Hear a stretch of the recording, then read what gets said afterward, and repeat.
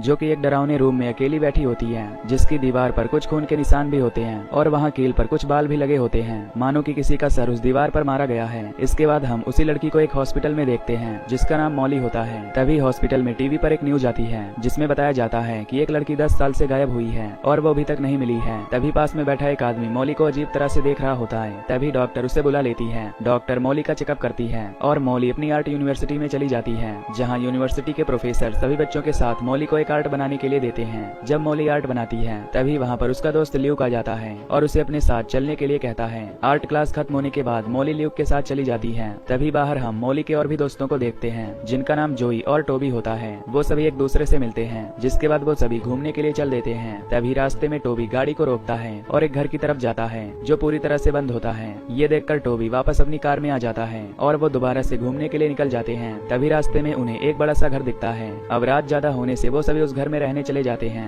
लेकिन उस बड़े से घर का दरवाजा बंद होता है। टोबी की गाड़ी में कुछ औजार रखे होते हैं जिससे उस दरवाजे का लॉक तोड़ देता है। तभी जोई उन्हें अंदर जाने से मना करती है, लेकिन टोबी उसे अपने साथ ले जाता है। उस घर में जाने के बाद टोबी गेट पर लॉक लगा देता है और चाबी रख लेता है। वो घर काफी डरावना होता है, जिसे देखने के बाद वो सभी एक रूम को सजाकर वहीं पर बैठ जाते हैं और गेम खेलते हुए बातें करने लगते हैं। थोड़ी देर बाद टोबी टॉयलेट के लिए बाहर जाता है, जहाँ उसे वाटर लीकेज की आवाज आने लगती है। टोबी उस लीकेज को ठीक करने लगता है, पर तभी उसकी टॉर्च वहीं पर गिर जाती है, जिससे वहाँ पर अंधेरा हो जाता है। तभी वहाँ पर जोई टॉर्च लेकर आ जाती है और तभी वो दोनों एक दूसरे को किस करने लगते हैं और दोनों इंटीमेट हो जाते हैं। इधर मॉली और ल्यूक दोनों वहाँ पर अकेले बैठे होते हैं। तभी उन्हें कुछ आवाज सुनाई देती है, लेकिन तभी वहाँ पर टोबी और जोई आ जाते हैं। मॉली और ल्यूक को लगता है शायद वो आवाज इन दोनों की ही थी। फिर वो सभी ड्रिंक करके एक दूसरे से बात करते हैं। तभी उन्हें ऊपर से कुछ आवाजें आने लगती हैं। टोबी खड़े होकर पास में रखी अलमारी को खोलता है, जिसमें से कई सारे कपड़े निकलते हैं। जोई उन कपड़ों में से एक हैट पहनकर मस्ती करने लगती है। तभी मॉली देखती है कि उन सभी कपड़ों पर खून के धब्बे लगे हुए हैं। जोई जल्दी से उस कैप को उतारती है और काफी डर जाती है।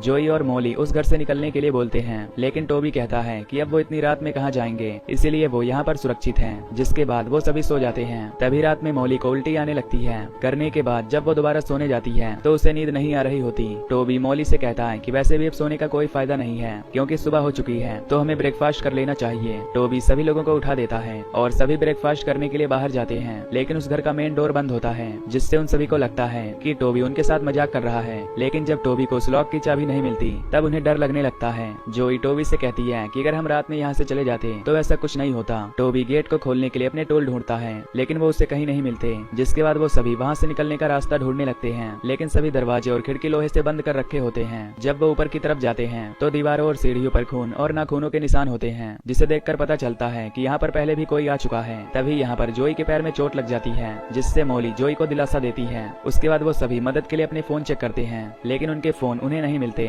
फिर वो सभी दोबारा से वहाँ से बाहर निकलने का रास्ता ढूंढते हैं। रास्ता ढूंढते वक्त उन्हें एक रूम दिखता है। उन सभी को लगता है कि शायद घर का ओनर इसी रूम में रहता है। टोबी उससे बात करने की कोशिश करता है, लेकिन उसे कोई जवाब नहीं मिलता। फिर वो उस रूम में चले जाते हैं जहाँ पर 4 लोहे की कुर्सी रखी होती है। वो सभी वहाँ से वापस आ जाते हैं। फिर टोबी कील और लकड़ी से एक हथियार बनाता है। मॉली टोबी से कहती है कि शायद तुम हमें यहाँ फंसाना चाहते हो, क्योंकि तुम ही हमें यहाँ पर लेकर आए थे। टोबी मॉली से कहता है कि ऐसा कुछ भी नहीं है, वो जो कोई भी है वो हमें मार देगा, इसीलिए हमें अपने बचाव के लिए हथियार बनाने होंगे। फिर ल्यूक और टोबी एक खिड़की के पास जाकर जोर जोर से हेल्प मांगने लगते हैं। उस खिड़की में एक होल भी होता है, जिससे वो बाहर देखता है, जहाँ एक पुलिस वाला उनकी गाड़ी के पास खड़ा होता है। टोबी जोर से उसे आवाज लगाता है, लेकिन उस पुलिस वाले को कुछ नहीं सुनाई देता। तभी उस रूम में कोई गैस लीक कर देता है, जिससे वो सभी वहाँ से भागने लगते हैं, लेकिन गैस की वजह से वो सभी वहीं पर बेहोश हो जाते हैं। जब उन्हें होश आता है तो वो नोटिस करते हैं कि टोबी उनके साथ नहीं है। वो जोर जोर से टोबी को आवाज लगाते हैं, लेकिन उन्हें टोबी का कोई जवाब नहीं मिलता। दूसरी तरफ हम टोबी को देखते हैं, जिसे अभी भी होश नहीं आया था। तभी पीछे से एक आदमी आकर टोबी का मुंह बंद कर देता है। इधर मॉली एक रूम का दरवाजा खोलती है, जहाँ पर उनके लिए कुछ अंगूर रखे होते हैं। फिर वो सभी टोबी को ढूंढने लग जाते हैं, लेकिन टोबी उन्हें कहीं पर भी नहीं मिल रहा था। तभी उन्हें कंटेनर भी दिखता है, जिसके अंदर मीट के 3 पीस रखे होते हैं, जो उस आदमी ने उन तीनों के खाने के लिए रखे थे।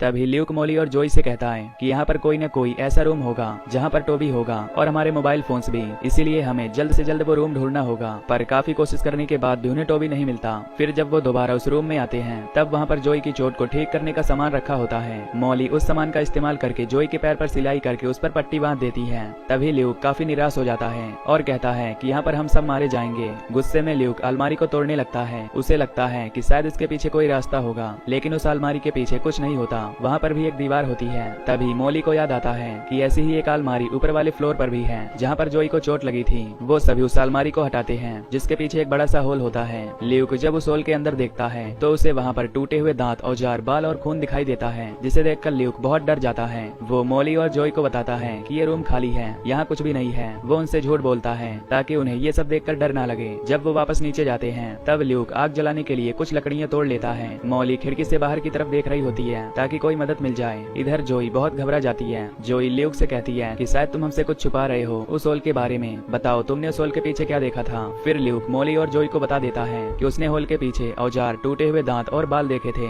दूसरी तरफ हम टोबी को देखते हैं जिसे होश आ चुका था। तभी वो अपने आप को एक बेड से बंधा हुआ पाता है और वो आदमी एक बक्से में से कुछ औजार निकालता है और टोबी के पास आकर उसे इंजेक्शन देकर बेहोश कर देता है। इसके बाद ल्यूक और मॉली दोनों अपने बचाव के लिए हथियार बनाने लगते हैं। पूरी तरह से तैयार होने के बाद वो जॉय के पास जाते हैं, लेकिन जॉय कहीं पर भी नहीं होती। जॉय उन दोनों को बिना बताए उस रूम में चली जाती है। अचानक से जॉय को कोई अपनी तरफ उस होल में खींच लेता है। जॉय की आवाज सुनकर ल्यूक और मॉली जल्दी से वहाँ पर पहुँचते हैं, लेकिन तब तक वो आदमी उस गेट को बंद कर लेता है। मॉली और ल्यूक वहाँ पर टोबी की कुछ फोटोज देखते हैं, जिसके बाद हम जॉय को देखते हैं जिसे उस आदमी ने बेड से बांध रखा होता है और वो आदमी जॉय के सामने ही टोबी की एक आंख निकाल लेता है। टोबी बहुत चिल्लाता है पर वो आदमी फिर भी उसकी आंख निकाल कर एक जार में डाल देता है। फिर वो आदमी जॉय के पास जाता है और उसकी कुछ फोटोज लेने लगता है। फिर वो आदमी उसके पैर की पट्टी हटाने लगता है और उसे काटने जा रहा होता है। जॉय जोर जोर से चिल्लाकर उसे बहुत मना करती है, लेकिन वो आदमी उसकी बात नहीं मानता। दूसरी तरफ मॉली को दीवार पर कुछ ड्राइंग्स बनी हुई दिखती हैं, जो एक दीवार की तरफ कुछ इशारा कर रही होती हैं। जब मॉली उस दीवार से ईंट हटाती है तो उन्हें एक पर्स मिलता है जो कि उसी लड़की का था जिसे हमने शुरुआत में न्यूज में देखा था। उस पर्स में कुछ चाबियां होती हैं। इधर वो आदमी जॉय का पैर काटने वाला होता है। तभी ल्यूक और मॉली उन चाबियों का इस्तेमाल करके घर की सारी लाइट्स बंद कर देते हैं। फिर वो आदमी बाहर आता है तो मॉली और ल्यूक उस आदमी पर अटैक कर देते हैं और अपने हथियार से उसे मारने लगते हैं।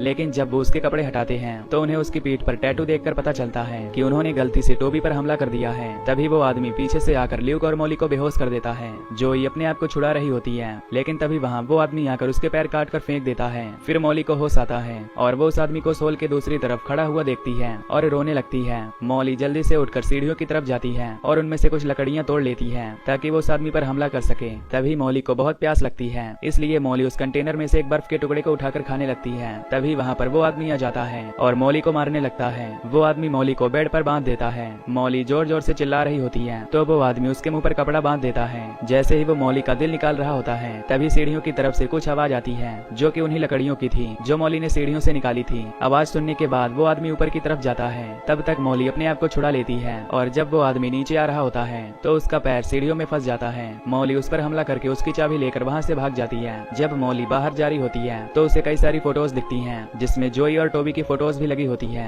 मॉली को उसमें डेजी की भी फोटोज दिखती हैं, जिसके बारे में न्यूज में बताया गया था। थोड़ा आगे जाने के बाद उसे ल्यूक मिलता है जो कि बेहोश पड़ा हुआ था। मॉली उसे किस करके वहाँ से चली जाती है। मॉली मेन डोर के पास आ जाती है और चाबी से उसे खोलने की कोशिश करती है। कई सारी चाबियां होने की वजह से मॉली को गेट खोलने में दिक्कत आती है और वहाँ उस आदमी को होश आ जाता है। फिर वो भी ऊपर की तरफ आने लगता है। मॉली उस आदमी का शोर सुनकर छुप जाती है। जब वो छुप रही होती है तो उसे कुछ न्यूज आर्टिकल दिखते हैं, जिससे मॉली को पता चलता है कि ये आदमी वर्ल्ड वॉर के टाइम का एक पागल सर्जन है। थोड़ी देर बाद मॉली दोबारा से उस लॉक को खोलने की कोशिश करती है क्योंकि उसे लगता है कि वो आदमी वहाँ से चला गया है। लेकिन तभी वो आदमी पीछे से आकर उसका मुंह पकड़ लेता है और उसे एक रूम में बंद कर देता है, जहाँ पर एक अजीब सी लड़की भी होती है जो कच्चा मांस खा रही होती है। ये वही लड़की होती है जो हमें